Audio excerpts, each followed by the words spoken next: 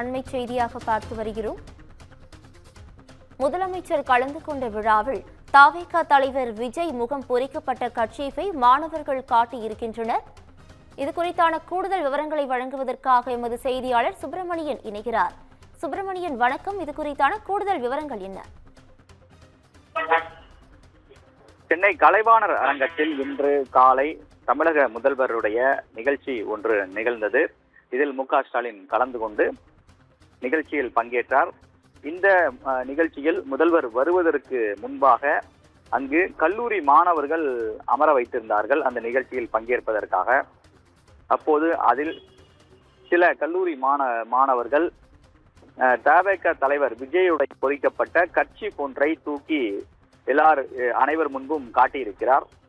இது தொடர்பான வீடியோ காட்சிகள் பதிவாகி இருக்கிறது. இதனால் அங்கு சிறிது நேரம் சலசலப்பு ஏற்பட்டது.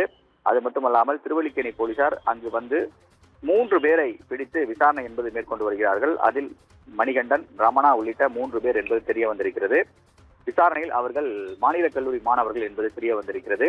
கர்ச்சீஃபை காட்டிய அந்த கல்லூரி மாணவன் அங்கிருந்து சென்று விட்டதாகவும் அதே போல அந்த கர்ச்சீஃப் அருகில் இருக்கக்கூடிய மற்ற மாணவர்களிடம் கொடுத்துவிட்டு அந்த மாணவன் சென்று விட்டதாக விசாரணையில் தெரிய வந்திருக்கிறது. 3 பேரிடமும் தற்போது விசாரணை என்பது மேற்கொள்ளப்பட்டு வருகிறது. கூடுதல் விவரங்களுக்கு நன்றி சுப்பிரமணியன்.